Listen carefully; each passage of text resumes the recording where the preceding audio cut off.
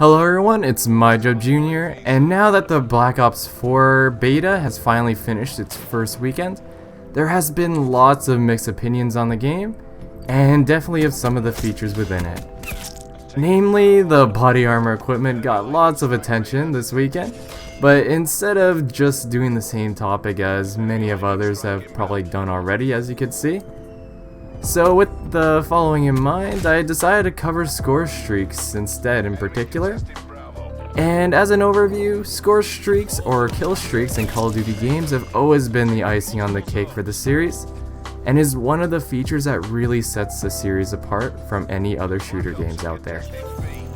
So despite if you like the Scorestreaks or not, there really isn't any denying that they play a huge role in Call of Duty.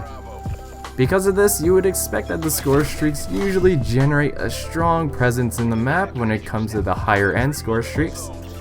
And just like we've seen with the MW2's Chopper Gunner or Black Ops 2's Swarm. However, with Black Ops 4, Scorestreaks are immediately lackluster to me, as there are no real streaks that are truly unique here, as they're all pretty much basic reskins of what we've seen before. But on top of that, this time around, these streaks are significantly scaled back from their previous renditions. So throughout the first weekend of the beta, I was pretty much able to see all the Scorestreaks in action one way or another. And basically, I find with the added difficulty of going on long streaks, thanks to the high time to kill, and the specialist abilities being able to shut you down quite abruptly, they hardly even seem that they're worth going for anymore.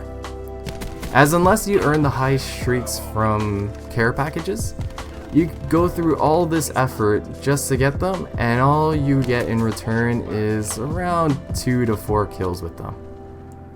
This makes it even worse as when it comes to the streaks that are more explosive based, like the Hellstorm or even the Gunship, you'll find that they have quite the difficulty killing users that have body armor on, since it takes about 2 hits from either streak to down them.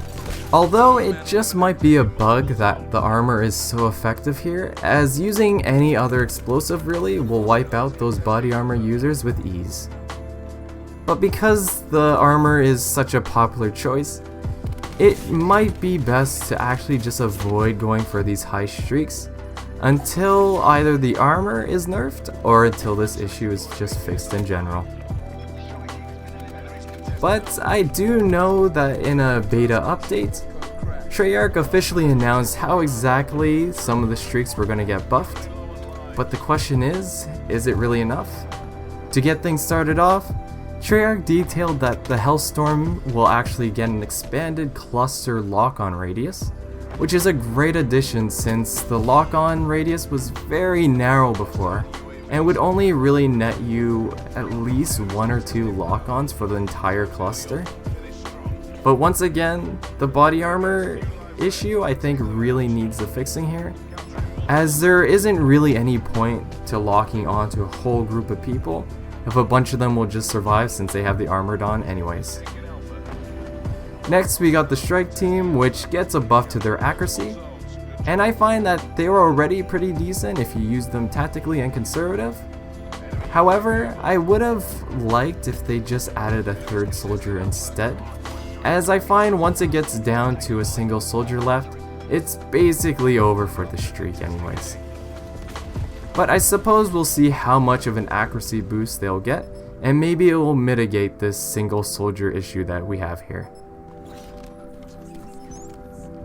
The Lightning Strike gets a boost to its damage, which sounds like a great fix to me, as it might resolve the issue with body armored users surviving almost dead-on hits on them when they really shouldn't have. For the Sentry Gun, it got a buff to its health, but I feel like it would have been better if it got a boost to its targeting range instead, as from what I've seen personally, it has a pretty short range, and this often leads it to getting destroyed since it can't react to getting shot at from a distance. Then finally, the Strafing Run got a better pathing buff, and the Attack Chopper got improved targeting. These are probably the best buffs out of the bunch, as they often just bumbled around, even hardly being a threat, getting only around 1 or 2 kills per use since they just flew around and did pretty much nothing. So I'm glad to hear that the change for this is in the works. But overall, I feel I was really disappointed in general with how the streaks performed in weekend 1 of the beta.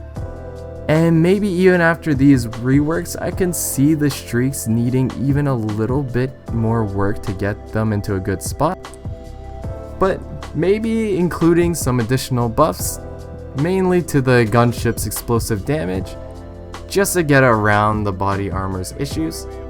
Or as I explained before, just fix the body armor and this wouldn't really have to be a thing.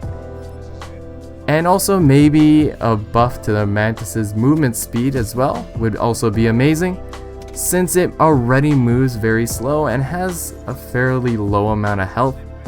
And so chasing players around the map is quite frustrating on it, so it'd be great if that got resolved. But as of right now, I think it's very unusual that the specialist abilities and equipment just downright outmatch the Scorestreaks in terms of power and efficiency, as you can easily net some multi-kills very quickly with these specialist abilities that you really just earn by playing without even really trying for them. As in comparison from what I mentioned earlier, it is truly odd how something that you have to work hard to earn is outclassed by something like the reactor core and such. But that's all for this video. And also, I'll definitely try harder to stay on top of getting more videos out, but as of lately, it's definitely been a struggle for me. But as always, thanks for stopping by, and until the next video. Operation complete. Nice work.